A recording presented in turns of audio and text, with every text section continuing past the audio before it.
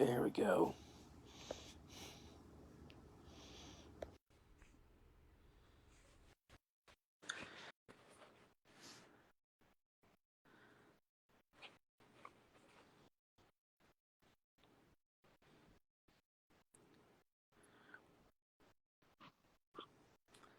There we go. Hey, is this working? I think we're good. Oh, it's damn technology. How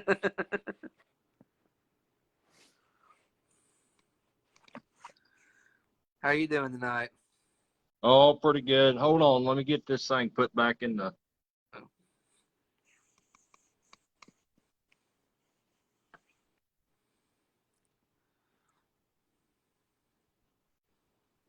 Is that better? That is better. Can you hear me good enough? I can hear you. All right. Everybody else hear him?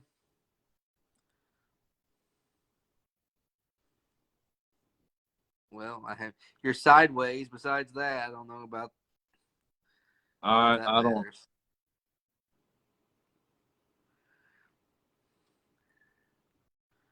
Hold on. Let me see if I can fix that. Okay.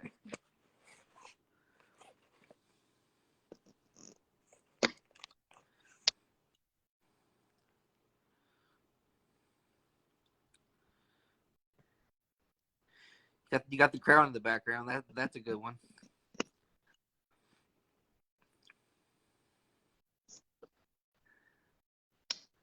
That's not bad there. Well, I'm trying to get it in my stand so I don't have to hold it.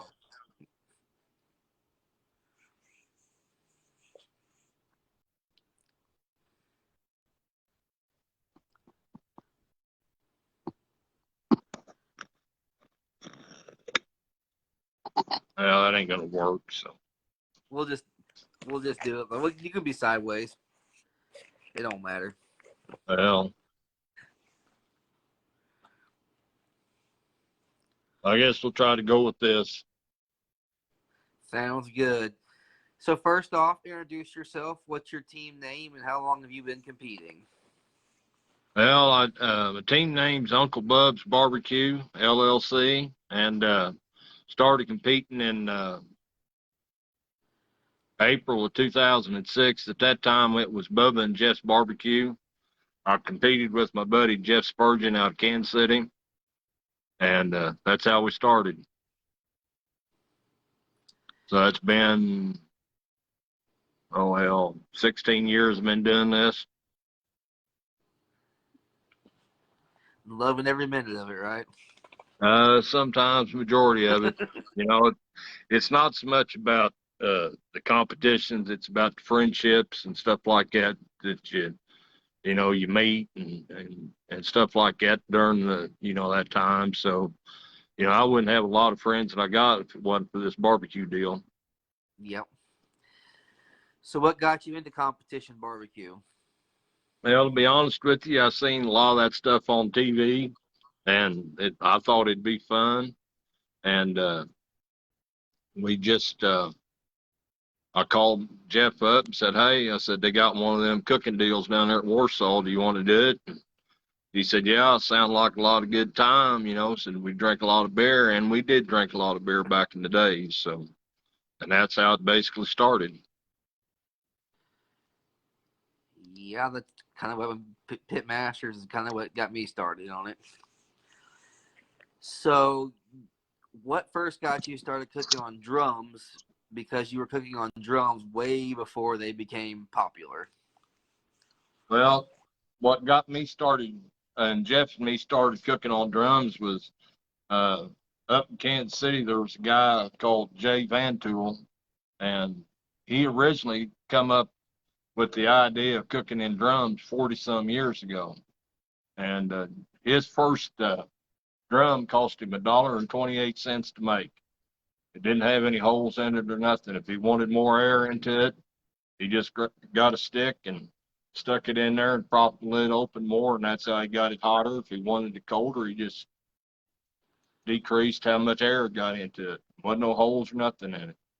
And Jeff was a painter, car painter by trade, and he painted some of Snail's drums for him. And that's how we got into drum cooking was through that. And at our last contest in 2006, Jeff had 3 drums, and that's what we used. We got away from using the cheap char grillers from Lowe's and stuff, and we got done with the last contest in 06. We reserved GC that contest by .0003. Otherwise, Wow. we'd GC'd it. And I loaded 1 barrel in my Toyota Camry and took it home with me. And then in 2007, we made 7 drums, and that's what we used. That's a lot of work. What everybody else used back in those days? The offsets, or? We just had 2 char grillers that we got from Lowe's, and that's what we cooked on. Yeah. If you had to change to a different smoker, what kind would it be? It'd probably be an Outlaw, because cooking on Mark's drums and stuff like that. If I'd change and go to somebody else's drums, that would be a kick in the nuts, and I wouldn't do that to nobody. If I change cookers, it'd have to be something totally different than a barrel, and Now, that would probably be an Outlaw. That's kind of the large offset trailer smokers I've seen around, right? Trying to think. Yeah, I guess they've got. Are. Of course, like anything, you got different models and stuff, but yeah, it's a pull behind stick burner. Gotcha. So, but you run it fast, just like a Jambo, 300, 400 degrees. So, is that what Slaps uses? No, I think he's got one that. Now, correct me if I'm wrong, guys, but I think it's one that Dub Siegel made up in Kansas City. I don't. That may be correct. I don't know, but now that I think about it, I think you're right. I think I've heard that a time or two. Okay, here's the story. Here's a story I want to hear about. All right. Tell us about winning the American Royal and what was that experience like? Well, let me go through a little thing here before we get to that, if you got time. Okay. No, you're good. Right. The first contest we did was down in Warsaw, Missouri back in 06, April of 06. And we finished middle of the road there, and we didn't know nothing. We thought we had her figured out. Well, next month we went to Columbia and did a contest, and we finished dead last and everything. And I told Jeff, I said, we're going to get this fixed. Otherwise, I'm not going to be part of it. And I said, I know you don't want to be a part of something like this. And the second contest we finished dead ass last, and I've never finished dead ass last in another contest. And that's when we started working on getting drums and stuff like that. And then the third contest we did was up in Sedalia, Missouri. And at that time, I did the chicken and the pork, and Jeff did the ribs and the brisket. And in our third contest, we won chicken. And before that contest, I cooked chicken every day for 30 days to get it right. And we ended up getting it right. And of course, we finished 06 with should have been a GC, but it was close. And then started in 2007, we went to the American Royal. First time we ever competed at it, and we won it. So in a year and a half from starting this competition stuff, we won the biggest contest in the country. And that's, when you cook up at the Royal, you just really want your name called, because at that time there was 471 teams. So your odds of winning are 1 in 471, but you just want to get your name called and stuff like that. And we got 7th place chicken, and we were happy with that. I mean, hell, who wouldn't be? Oh, yeah. We went and sat back down. At the time, they had it down at Hale Arena, and I wanted to sit down at the bottom But they said, no, you can't sit here till you get your name called. I said, oh, hell, what? All right, tradition. It's one of them deals. We'll roll with it. And so we went up, sat in the cheap seats. We got 7th and chicken. We get back up. We got 3rd and ribs. And we're looking at, damn, we didn't know it'd be like this. And everybody's looking at us, saying, who the hell are them guys? And so we go back, sit back down, and then we get a 3rd place pork call. And, we're just, but damn, it's 3 calls, 3 categories, 3 basically top 5 calls. And at that time, Jeff Staney was Slaughterhouse 5, and he'd had 2 calls, but he didn't get a call in one of the categories. So it goes down to Brisket, and we didn't get a call. And then they've got a top 5 call in Brisket. So everybody, they kind of figured out, it's Slaughterhouse 5 or these 2 kids that basically, who the hell are they, So they start calling the overall, and they get down to, where it starts paying the money, and I'm getting nervous about this, and when I get nervous, I throw up, it's just part of the deal. And and there was a guy sitting down in front of me, and I didn't know who the hell he was. And I just told him straight up, said, hey, dude, said, this might happen. And he said, I understand. And they got down to 2nd, and they called Slaughterhouse 5. And I looked at my wife, Robin, and I said, we just won the biggest damn contest in the country right here. And it's an experience you'll never forget. You can't imagine what it feels like. But you spend your rest of your life trying to get back there. So, and then kind of a side note to that, when I was doing class, a few years ago, I was telling that story, and the guy said, that was me.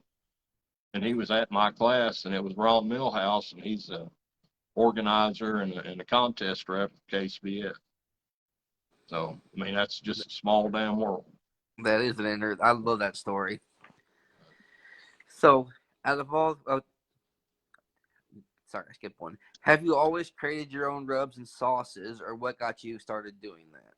Well, I'm kind of a tight ass in one way, and I always wanted to try to, and I always like to experiment with stuff because I'm never satisfied with what's now. I always want to try to get something better because I really believe that if you don't try to improve and get better every day, somebody else is. And if you don't keep up, you're going to get passed up. And I don't want to be there. So I tried to find something that I knew that I could make and basically save money from buying stuff. Because back in the day, there really wasn't you couldn't get on your phone basically and get on some website and buy anything that you can. Back then you either had to get it from somebody that was making it, or there was a few commercial rubs out there, but it's not like it is now. You can get on your phone right now and buy anything you want to if you got the money. But I decided that, I was going to try to make something that was good, that I could use and be readily available and wouldn't have to worry about trying to find it. And it's worked out pretty good. So here's a question I'm just going to ask off the cuff. Just thought of it. So what's the story behind the Hillbilly Offense? Well, we did a contest up at Sandstone Arena, and I think it was 2010 or 09 or something, 08, something around there. And we were set up, and, at the time it looked, like, who the hell are them, where the hell they come from, with all the stuff we had, it wasn't fancy or nothing. Well, we get, and Harry Sue come rolling in, and he's from the state of California. I've never personally met him, but he's probably a good dude, But he looked at the contest organizer and said, I'm not going to be down there by that hillbilly. And that's where that started. So The wife saw pictures of my setup in Boonville compared to everybody else's, and she's like, I said, well, I said I'm probably the most redneck hillbilly guy that goes to a competition. I definitely don't do anything fancy. it don't have to be pretty as long as it works. I always joke. I said I was probably the only one that didn't have the trailer cooker or the thing. I show up with 2 makeshift drums, throw my meat on last, and walked last. So I guess I can't complain. Robin and me, we went 11 years throwing easy ups out of the back end of a pickup truck. And in 2017, I got this toy hauler, and it's one of the best dollar I ever spent right there. Because hell, when you get older, you got to have some kind of convenience a little bit, That wind gets a little brutal on easy ups after a while. Oh, yeah. I've got one easy up that I bought in 07, and I still got it. And it's outlasted 2 other ones that just, they just didn't last. But this old thing, the tarp on it's all sunburnt through, and I mean, it looks bad, but damn thing still, you sew it up, and it'll still be there. So, but yeah, I love trailing. Out of all the contests you've won, which one is your favorite? Probably my favorite was back in 09. I won the first contest that was sanctioned down at Wellsville, Missouri. Pat Percival was the organizer, and I firmly believe, and from the bottom of my heart, Pat's the best organizer I've ever been around. And a lot of these people that's organizing contests could learn a lot from that man. And it's sad that contest is no longer going. But yeah, it holds kind of a special place in my heart since it was the first one that I won on my own. So he done a good job. So which comp meat is your favorite to cook, and which one is your least favorite? Oh shoot. It used to be chicken. I used to hate chicken. But now since I went to doing chicken wings, my prep time is basically 15 minutes. And I mean it's the easiest thing ever. But I won't never do any more thighs, legs, or gizzards, or chicken feet, or nothing. So I cooked wings in Boonville, and I actually enjoyed the heck out of cooking them. They weren't that bad to cook. if you do my process with them, it's the easiest thing. I mean it's yeah. Now my days of doing all that scraping shit, that's over with. But right now, probably my favorite one to cook is brisket. Because to me, that's the hardest one to cook. It's not the hardest one to score good in. Probably the hardest ones to score good in are chicken and ribs, because a lot of people cook those really good. And it's hard to score good in those. But the hardest one for me, overall to cook is brisket, to get it right. Especially, if you're doing those $200 briskets, yeah, you better pay a little bit better attention to it. It's on my list to try one of these days. You just got to cook it till it's tender. It doesn't matter how it's packaged or how it's wrapped or what the hell the name is on it. You got to cook it till it's tender. The biggest advice that you gave me, and I still use to this day, is just about cover up the reading on a thermometer and just go by feel instead of. And that's, a lot of people will do a rib and they'll use a thermal pen and they'll say 203 to 208 is what your target temp should be. To me, I would rather use a toothpick. I don't know. That's just the way I roll. So tell us about your classes and how you got started doing classes. Oh, I've seen a few people out there doing classes, and I thought that maybe I could do one and have some people benefit from it and try to do a good job. And I figured I didn't want to charge a lot because, like I said earlier, I'm kind of a tight ass, So, but I settled on back then, it was $250. And, I just threw it out there. And the first one I did was right here in this garage, and I had 5 people show up. And I was nervous. Good God, you couldn't imagine how nervous I was, I mean, I said, hell, I got these guys in here and they paying good money, and they're expecting to learn something.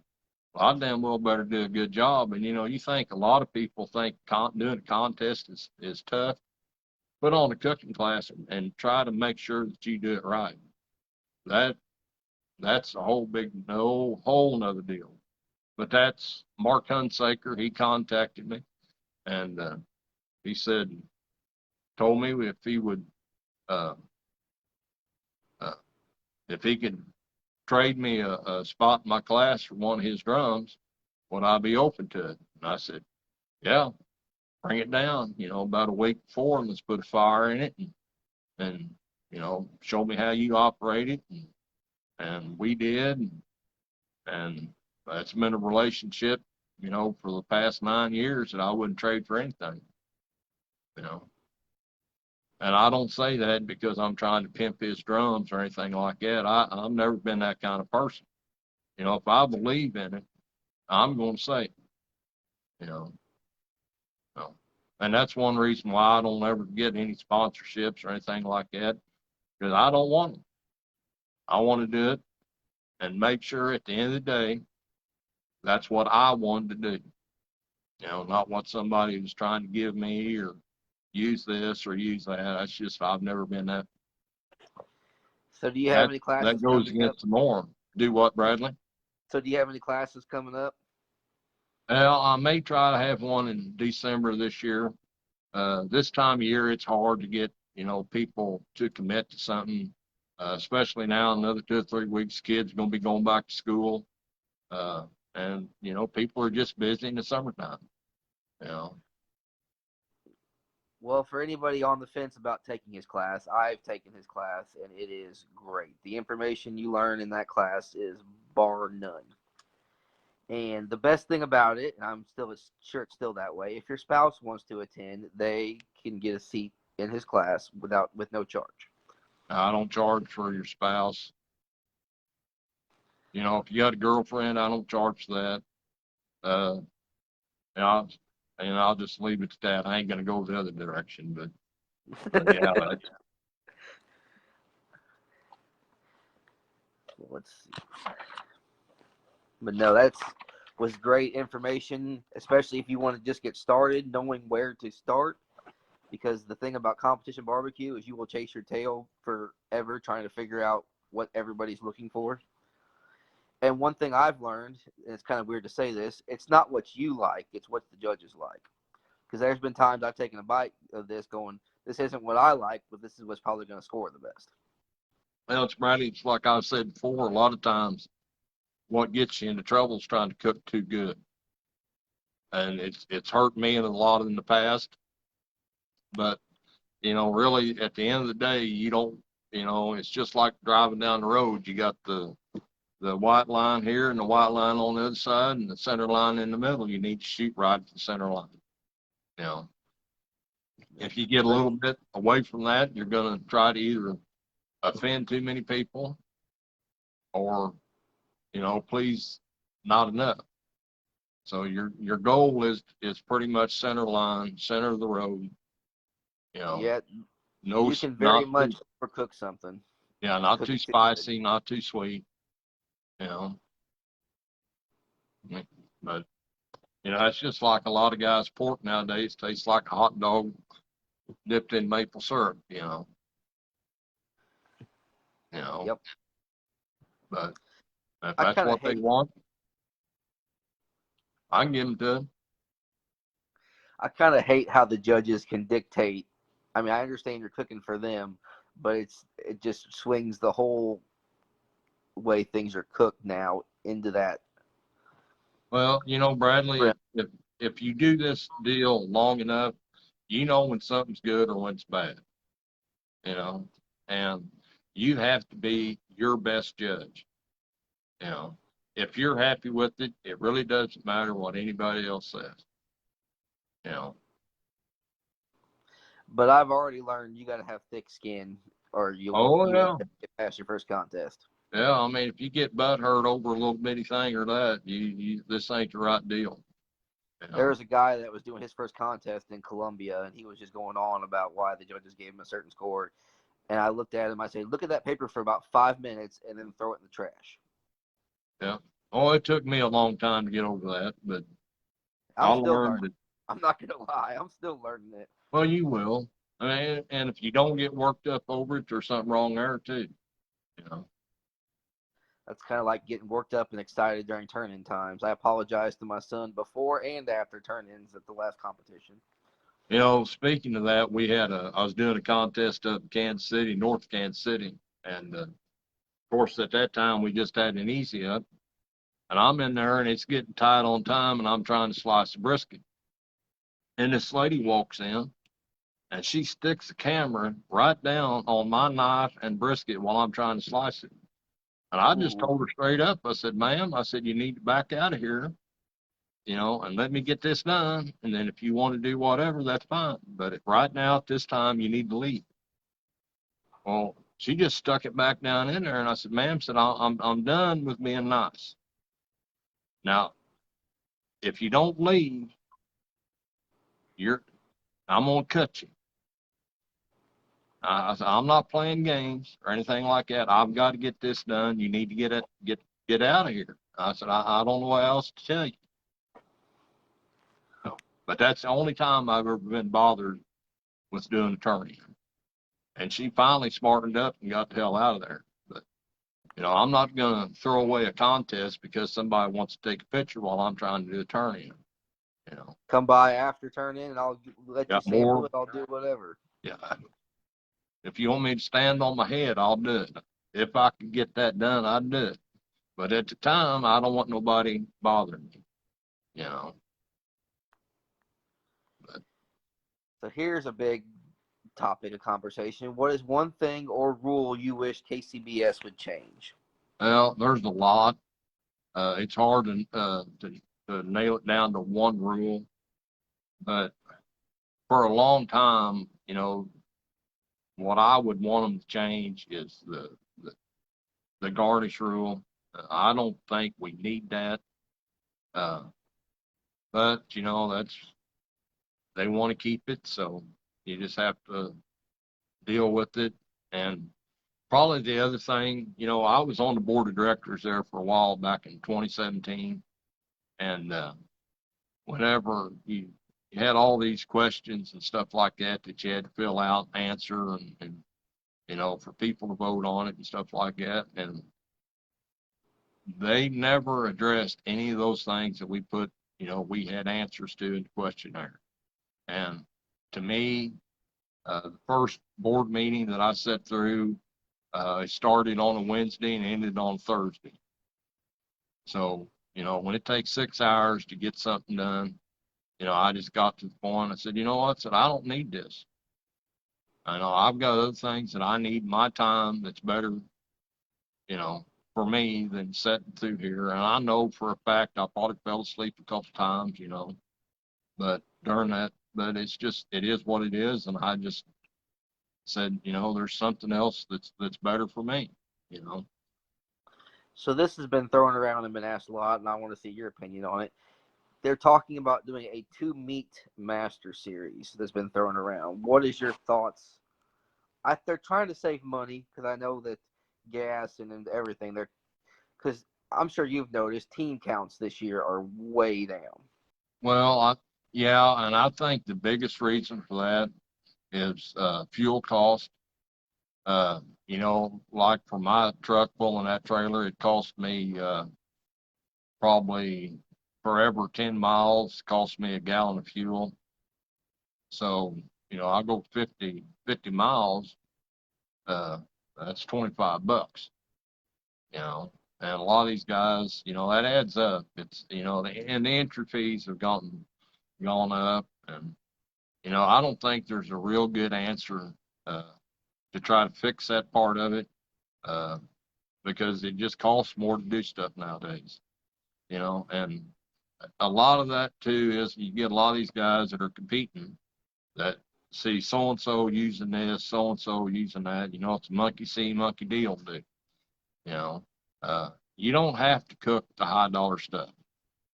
I mean, to probably get a chance to win the overall, you do have to cook a high dollar brisket, because there is a difference between a choice and a prime and a wagyu.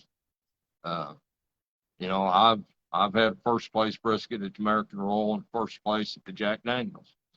But that was before the wagyu era. And nowadays, if you don't have a wagyu at a big contest, you're not going to do good. Now, if the contest pays $150 for a brisket win, I ain't cooking a brisket that costs $200 to win 150. I ain't not going to do it. To me, that doesn't make sense. Because my business pays for all this stuff. And I can't be going out and doing that and justify the bottom line. I just can't do it. See, that's kind of why I like backyard and why I'm gravitating. Like, I like the Royal in March. I'll probably cook that one again. But like, I like this one in Ashland coming up that's got a $50 entry fee for your meats. Like, Yeah. you don't win a lot, but you don't pay out a lot at the beginning either. And I think if some contests would do a little more of those where you don't lower your entry fee and then maybe not pay out as much. Granted, you won't get the big boys and the big teams. Well, the But thing about it, I don't know what the answer is. I've always been the kind of person that I want to beat the best there is. So why, just like if they have a backyard contest, what would be wrong with having some of these guys that are been doing the pros for a while, that's been out of it for a little bit? What would be wrong with having them come in and do it? Because it would mean more to me if I was a backyard team to say, hey, I beat old Joe over there. He's one of the best in the country. Yep. I mean, that's why I look at it. And on the pro side, I don't want to beat nobody. I want to beat the best that there is. But that's the way I've always been. I love competition. I never thought I was competitive at all until I started barbecue. Competition barbecue is the one thing I'm actually competitive in. Like baseball, sports, never. Barbecue, getting your butt kicked one time makes you more motivated than anything else. Well, and if to really be successful doing this, you got to have a little bit of that in you. You got to be competitive, but you also got, if you get your ass kicked, you need to, embrace that as much as you do as a win. Because really, to appreciate success, if you never had failure, you can't appreciate success. All it does is make me work harder. I get people ask me what's my most defining moment at barbecue, and I'll tell you straight up, it's finishing dead ass last. I didn't like it, and I don't want to be there again. And I did a contest in Pleasant Hill, Missouri, and got disqualified in chicken, and I beat 2 teams that turned in all 4 categories. Now that's pretty good. Yeah. So what's the future of Uncle Bubs look like? Are you going to continue to do more classes and contests, or? Well, if I could ever get some free time, I'd like to do a few contests this year. But, when I got catering jobs, I have to do them first. And it hurts me sitting here at the house. It's just like today. I had a little deal that I had to do, and I couldn't get away and do it Saturday down at Osceola. I mean, I hate missing that kind of stuff, but I got to pay the bills. And I'm gnawing on that rope, boy. I mean, I want to get out there and get it done, but I'm going to try to get one in before the Royal. They went back and extended the qualifications for the Invitational back to 2019. So I'm qualified for the Invitational again for this year, and I'm going to do it in the open and, try to get her done, So how was cooking the Jack Daniels last year? I Uh, know you got I a didn't do draw on very that. good, score sheet wise, but I wasn't embarrassed about what I turned in. It was solid, and it kind of left a bad taste in my mouth, but it's the Jack. I mean, if you get the opportunity to go do it, you got to do it. And it's probably the biggest crapshoot in the country. But Brad won it. He did good. I mean, the cream always comes to the top. One way or the other, somebody that's good is going to win them contests. And I mean, he's a good cook. Uh, so yeah, there wasn't nothing bad about what he turned in. Oh yeah. But I went and No. did a contest a couple weeks after that, Indiana, and had 4 calls and didn't even finish in the top 10. Wow. Oh yeah, that's weights, yeah. So, Yeah, the full-fledged American Royal was definitely on my bucket list one of these years. But speaking of the Royal, probably back in 2011, I got a 19th. Oh, see, no,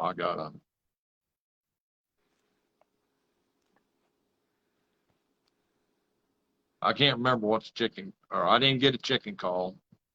I got a 19th rib, a 5th place pork, and a 10th place brisket. And I'm the only team that basically had 3 calls. There's maybe one other one, a couple other ones. And I'm standing up there getting the brisket award, and I got people slapping me on the back saying, "Bub, you got this, you got this." Well, 262nd place chicken ain't gonna win you the American Roll, no, that screws you right out of it. and that still leaves a bad taste. But I mean, I've That's what had fun people. up there. That's what people don't realize. There was one year, I think I forgot what year it was.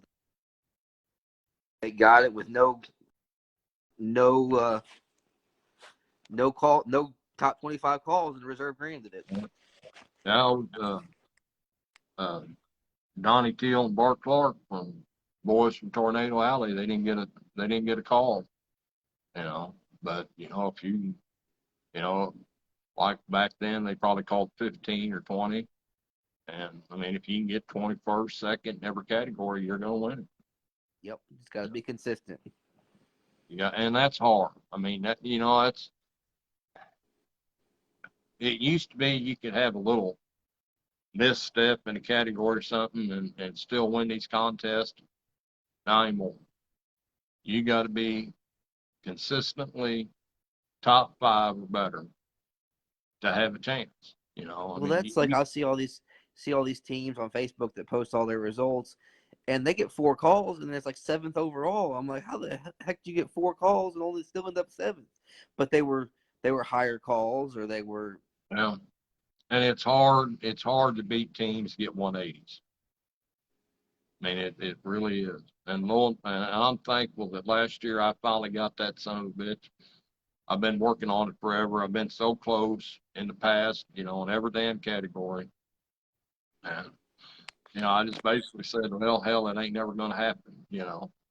And it ended up did, you know. So, but, I get a lot of enjoyment out of seeing teams that use my products that do good. Saturday down in Osceola, Nathan Harrison and Danny Voles coming in hot, got a 180 using the hog shine. You know, so and I was on That Facebook. is a dang good Congratulations, sauce. guys. Yeah, I try awful hard. So, but Speaking of that, are there any links to your products, you just like have YouTube, Facebook page, or anything to promote them? yeah, just go to Eric Burkhart on Facebook, Uncle Bubs BBQ LLC on Facebook, and shoot me a message. And when I get it done, I'll get it out to you. Yes. But And he salt the rub. usually gets it out pretty fast. This Yeah, right now I'm kind of behind, but I made 10 gallons of sauce last week and it's gone. I probably got to make 20.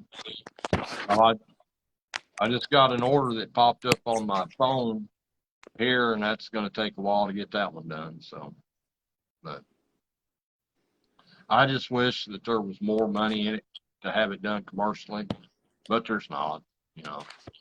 So for the time being, I'm just going to keep getting it done here and getting it out there and try to get more people to use it and make Well, their a uh, co-packer takes a giant chunk out of it, doesn't they? yeah. Or is it?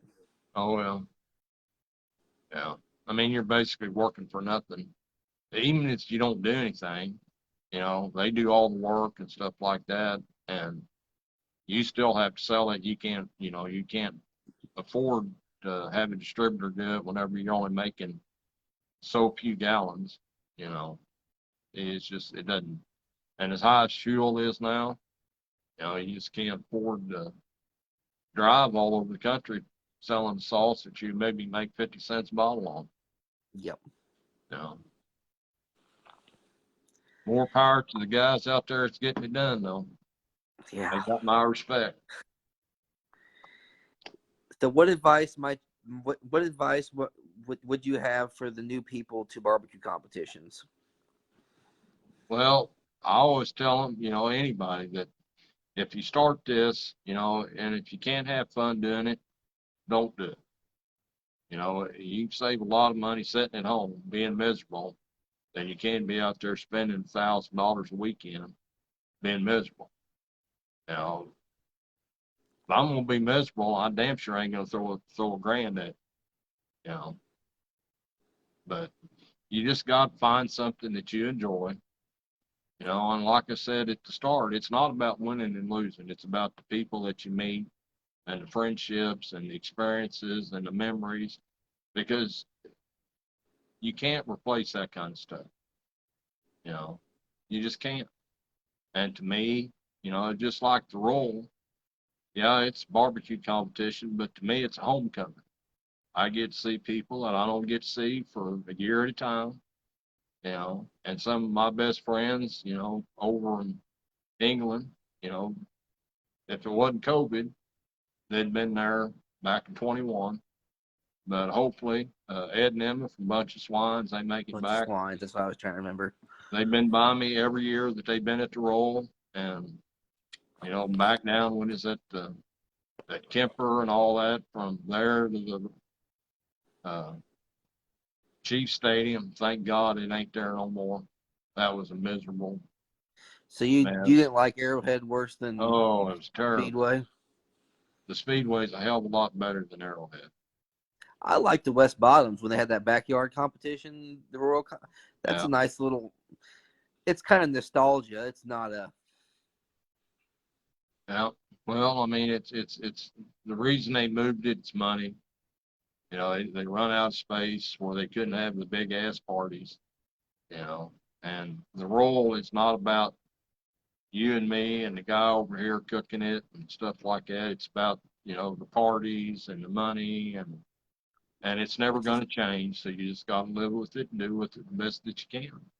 which is part of why they canceled it during COVID, because they could have had, if it was just a barbecue contest, they could have had it, but they couldn't have brought in the crowds and the parties and the.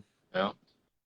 Yeah. And it's still going to be down to Speedway, even though the American Roll is supposedly building their new place and whatever. But the cost to pave a parking lot that big or concrete, you just can't afford it. Which I like the Speedway. It's not a bad setup. I don't know how it is for teams in there, but as far as just going there and judging it or walking around it, and it's not a bad. Well, you don't setup. get the crowds that they had out there at the Speedway. Oh, really? Down at Kemper when they had it down there, it was crazy down there. And it was just stupid crazy number of people. Well, people are not going to drive all the way out to the Speedway, No, that's a ways out of there. get liquored up, then have to Uber back or whatever. They just ain't going to do that. So. I've thought maybe they would go about fixing up that down there, Kemper, and possibly redo it and have stuff down there again. But I'd say if they probably own that, they may do that. I don't know. But I know that they have a lot of space out at the Speedway, and for the foreseeable future, that's where it's going to be. so what's your favorite appetizer, side, or dessert to cook at a competition for ancillary? Bradley, I don't do any of that. When it comes to a competition, I strictly focus on 4 categories and try to do them the best I can. You know, I've tried, I've had people that's been with me that's done the the extra categories and stuff. And to me, I don't have time to do that. But if they want to, if they want to tag along and they want to do that, that's fine. Chad Knowles come down the Jack last year and helped me, uh, cook and whatever. Great guy. Mm-hmm. And he said he wanted to do the dessert. And I said, more power to you. Go ahead, but I'll help you the much as I can, but I got to concentrate on these 4, you know. I don't even like doing the one meat rib burns that they have at some of those contests. Well, they I used to have, judged. they used to have that contest down here at Laurie, and they come over to me one time and said, "Can you cook some chicken wings?" I said, "No." I said, "I won't be an ass about this, but I just don't have the equipment and the stuff like that to do it. It's something that I don't do. But there's guys that love doing it, and more power to them. I just don't have the expertise to do it, I guess." Speaking of space, I know this. You didn't pull this off, but I'm just going to pick your brain for a second. How the heck do you do 4 competition meets on one drum? Well, since the change of pork rule, it's a lot easier. You just cook money muscle or very Yeah. little pork and. Well, I mean, just think on, if you did a brisket that fit in a half pan, like a lot of guys are doing, you trim it down that much. Say you cook 5 money muscles, and then you cook 2 or 3 slabs of ribs, and then 8 or 9 chicken thighs. Yeah, you can do it. And I didn't know Drew was going to do that down at Osceola. I didn't I'd either. love to have been there to see it. But Which I guess you could cook your big meats at the same time and then cook your chicken and ribs at the same time. And well, I mean, if you're doing money muscles, it don't take maybe an hour to cook those. that's true. So, and if you do a hot and fast brisket that's cut down to, well, basically like this, that don't take 3 hours. You know. So yeah, you can do it. You know, and that kind of actually seeing that he did that, uh, hell, I may try it. Here at the house, see, yeah, well, yeah. It What doesn't give you much of a. you ain't It got doesn't. nothing to lose. No, that's true. It doesn't give you much of a leg to stand on, though. Trying to convince the wife to let me have a 4th cooker for contests whenever a guy just did it and won does not give you much of a leg to stand on. Oh, you ain't got the bargaining power. You know, you have to come up with something else. I guess so. So, what is 1 or 2 of the biggest fails you have had, which you kind of mentioned about being last, and how did you overcome them? Uh, Probably my biggest fails that were fails at the time, that I turned into making something good was down at Wellsville contest. And like me, I like to try this and try that. And I did it at the house and figured, yeah, I got this figured out. I went down there, and at 11:05, my chicken was 205 degrees, chicken thighs. Ooh, So I'm thinking, what the hell. And of course, I had me a little fit for about 5 minutes because I basically screwed stuff up. And finally, I just got thinking, and I had Robin go get a big disposable pan, and I filled it full of ice water and just stuck them down in there and just basically stopped them from cooking. And then about 20 minutes before turn in, I had the grill fired up. I threw about a cord of wood in it. Because I had no color. They were white as that cup. So I figured, hell, I got to do something. So I just had her cranked up, throwed the wood to it, threw them back in there, started throwing the sauce on them, and turned them in, and got first place. Got a 170, 178 something. Wow.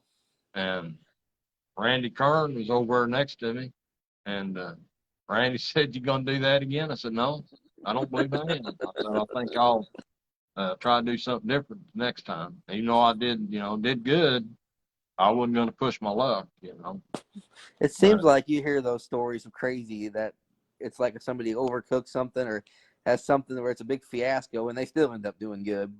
oh well, and But it's not so much a fail, but I did a contest in Columbia where I turned in a rib, and it was basically like a cedar plank. I mean, it was terrible, and I knew it was bad. Hell, uh, a beaver couldn't have got a bite off a rib. I mean, it was that tight. And I turned it in. I ended up getting second place, and I know that there's other guys out there that were sitting there that turned in a good product, and the judges said, "No, no, you didn't." But they looked at me, and said, "Oh, you got second." I'm like, what the hell. And I don't like that. I mean, if I turn in junk, I want to be set down in that seat and not get out of it, and let the guys that did do, turned in a good product and be rewarded for what they did. yep. But, success, fail is what you make of it. That's why I kind of figure that those kind of calls even out the times that you think you should have been called and didn't. So it's kind of, but it Oh, does yeah. make you frustrated. Down there at Willard contest one year, I had some of Tim Shearer's chicken, and he gave me a piece of it, and it wasn't good. And I told him, I said, "Tim," said, "that's not very good." He said, "I know it ain't." Well, come time for the awards, he got like second place with that chicken. Now, I don't know what he did from that point that we both tried it and he turned it in, but it really wasn't good. And as he was walking up there to get his award, now he said it loud enough for a number of people to hear it. He said, "Well, hell, Bub spit it out, said it wasn't no good." And I did. But I mean, he got second with it. Or I think he may even got first. I don't know. I was at a contest. I forgot who they asked it for, and he ended up winning. And he goes, "My chicken was under, my ribs were tight, my pork was mushy, and my brisket was falling apart." And he got grand. Yeah. Oh yeah. I mean, and usually the guys that are successful doing this are the ones that know how to fix a mistake. Or they do it enough that their procedure and stuff like that are fail proof. That But that is one thing they say about Tim Shearer is that he is one of the world's greatest at looking at something, tasting something, and fixing it. well, I'll tell you, I mean, hell, he's been a few miracles in this world, but if he did fix that chicken down there, I'd love to know what the hell he did. But it's just one of them deals, you know. But I've been doing this for 16 years. Uh, I wouldn't trade anything that I've done. I've always tried to be uh, somebody that was fair. I don't try to make people like me. It is what it is. Uh, but I don't want to be that guy that everybody talks about, or he's, so and so or whatever, because those people don't stay around. And I've seen it through my 16 years, these guys that try to roll in and be everybody's friend and be part of the cliques and all this other stuff. Well, they don't stick around, because that doesn't last. Be yourself, be who you are, and it'll work out in the end. You know. And if you don't ever have success and you still like doing it, you know, that's you being you.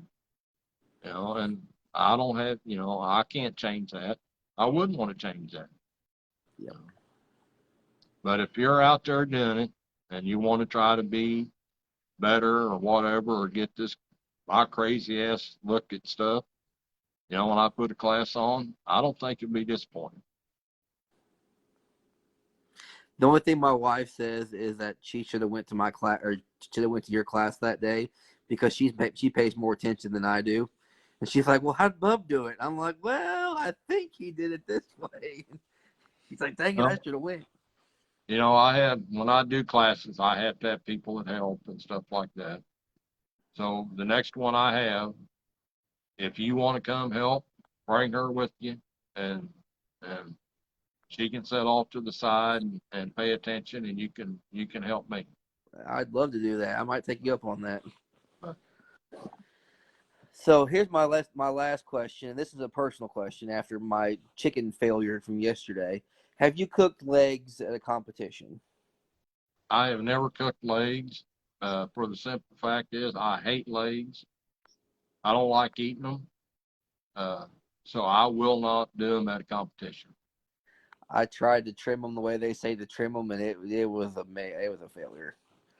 I had the chicken pulling back from the bone to where the bone was sticking out the end of it, and all the meat was falling off the bone, and it was not one of my best cooks. There's a lot of guys that cook good chicken legs. And I've never tried it because I hate legs. If I had to pick, honestly, after that last competition, my favorite thing to cook, it'd be wings.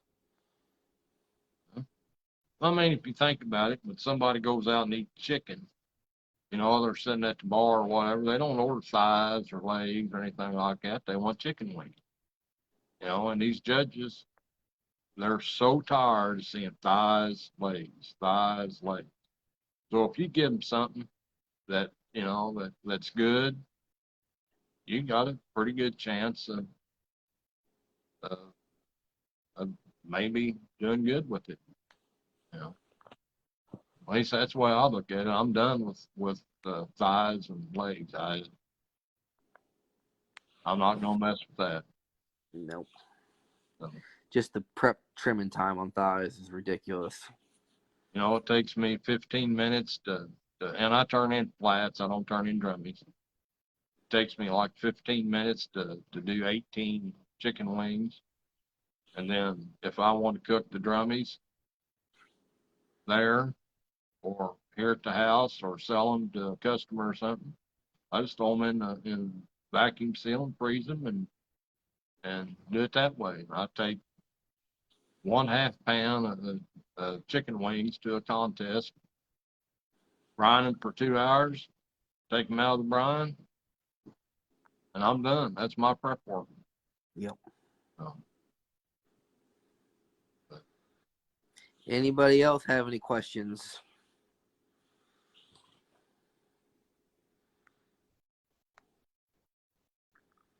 Speak now or forever hold your peace. well, Bradley, this was a lot of fun. Sorry I enjoyed it. Sorry it took this old hillbilly long enough to get her figured out. Oh, that's not a problem. Thanks for We coming got on her. here. I should have good had you time. walk. I should have had you walk me through this before we started. So, well, next time we'll have it figured out. Well, you can always do better the second go around, hopefully. Well, I think I'm hopefully getting better doing these anyway, so we'll see. Well, Bradley, thank you for coming on having here. me. Yep. Hey, I'll be anytime you want another victim, hell, I'm right here. So I'll do it. Thank you, sir. all right, thank you, Bradley. Yep. Bye bye.